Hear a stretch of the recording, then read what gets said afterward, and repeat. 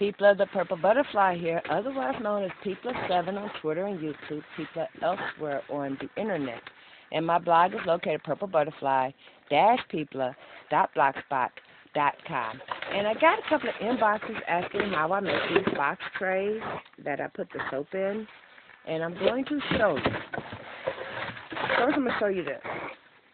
After you make it, you might want to reinforce it with a little tape or whatever.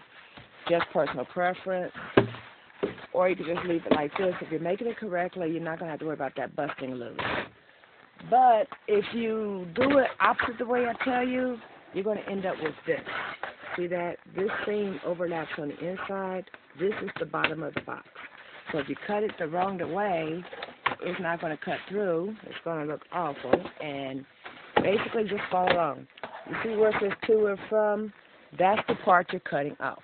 So first thing you're going to do is grab one of your priority mailboxes, a rectangle. You can actually use a square too if you want to. One of the ones in self-fill. And you're going to basically set up the box. I'm actually going to set this part in the middle, this part here, this part here, this part here. You want the elastic to be facing down. Not elastic. Adhesive. I haven't been able to talk all day, you know it? Anyway, get that off of there. Open it up there. Do the same thing on this other side.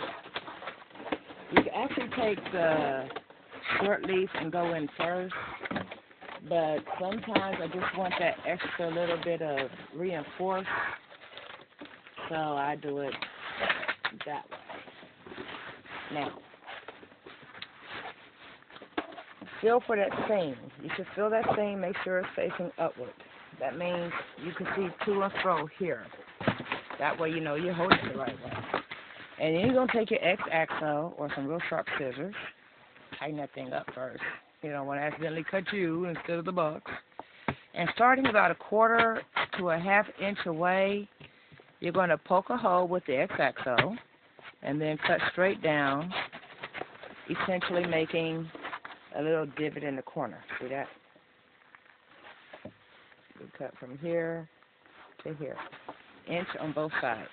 I usually start at the corner and cut out 1 inch, or cut away from me 1 inch, and then repeat on the opposite corner.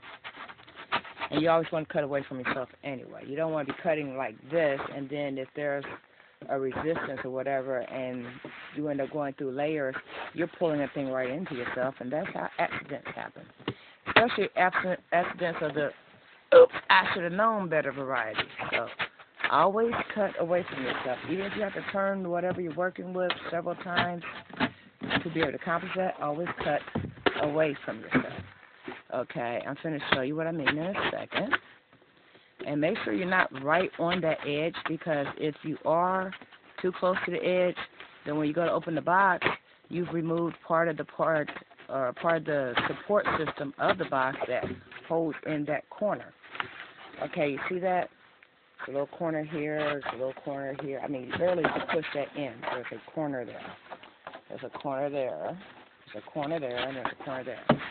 Now all you got to do is take the X-Acto and score yourself a line all the way across to the other line. That's why I think the plane connects the dots. And you can do that a couple of times, or you can do the little saw method, which I do badly if I'm facing towards me, which is what I'm saying. Get in the habit of cutting away from yourself. And not only can you do a straighter, neater job if you're me, I mean, you might be a left-handed person or something like that, and things might work differently for you. But see how much neater I made that edge as close to that edge? That's because I was facing away from myself. But basically, you're just going to connect this line to the next line. We're almost done, so, you know, don't go, oh, man, what else? What's he going to do now? Nope, we're just cutting this open. The piece is probably going to fall in the box by the time you're halfway there. Mine usually do.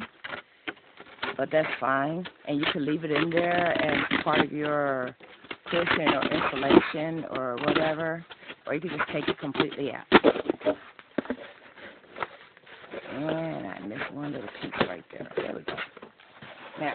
could either leave that in there, or I could just take it out. Ta-da! And the reason that's not popping open is because that corner right there actually overlaps. So that corner is holding the box together, which is why you don't want to be too close to the edge.